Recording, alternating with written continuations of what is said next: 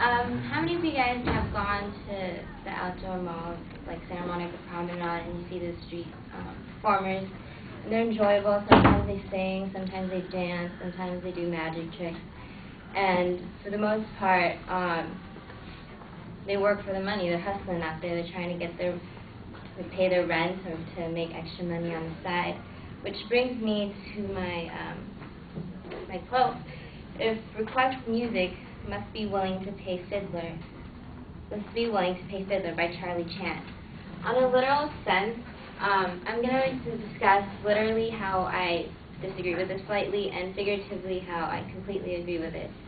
Literally, when I go out to Santa Monica, I'm going to shop or walk around with my friends, take people from out of state to see the sights of Santa Monica. If you're not that good of a dancer, if you're not that good of a singer, I'm not going to pay you. I'll watch you, I'll let you perform, and then I'll walk away. And so literally, I think if you're not good enough, you're not going to get paid.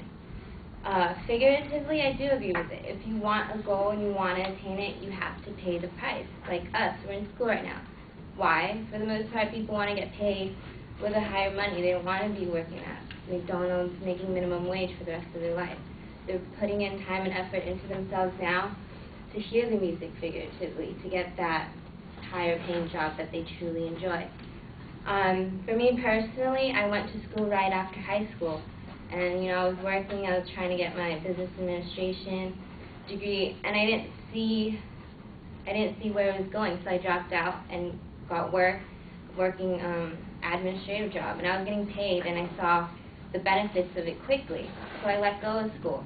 Now I came back about 3 years later, seeing that with the economy changing, I need to invest in myself right now.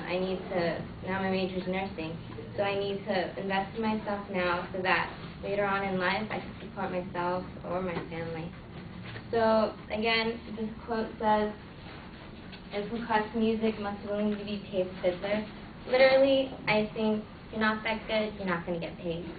Figuratively, I think the more you invest into it, the more you're willing to put in the time and effort, you will see the fruits of your labor. Next time you're out seeing street performers, if they're not that good, I wouldn't feel guilty not paying them.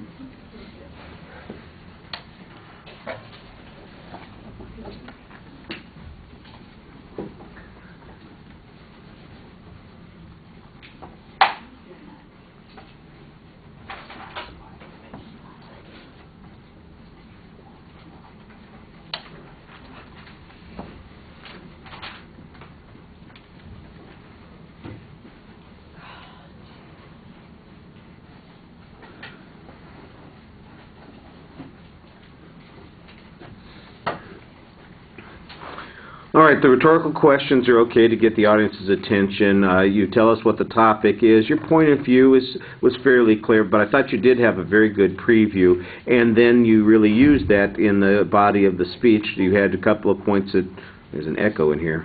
You had a couple of points that you were talking about, and you talked about both of them. I thought you had good examples that went with those as well. It was a little redundant with the street performer thing, but I like the example when you're talking about your own career. I think that makes a lot of sense, and and that's a good point that you get a chance to talk about.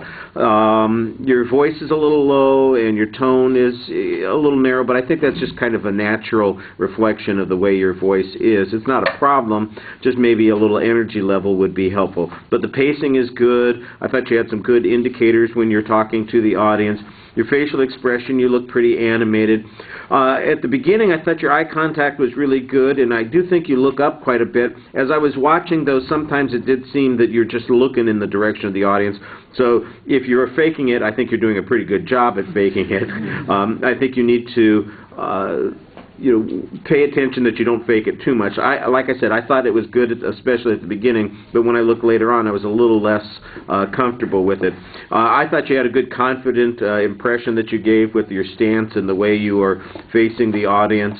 I didn't see any obvious signs of anxiety. At the end of the speech, when you come to your conclusion, it's pretty clear that the speech is done, but it does seem like you're only focusing on the one aspect of the subject, and it's the one that's the least interesting and least thoughtful about the street performers, instead of the one that I think is really the point that you're trying to make in the presentation. So it's an okay exit, but like I said, I think it leaves out the key idea that you had in the presentation, and that would have been a nicer way to finish up.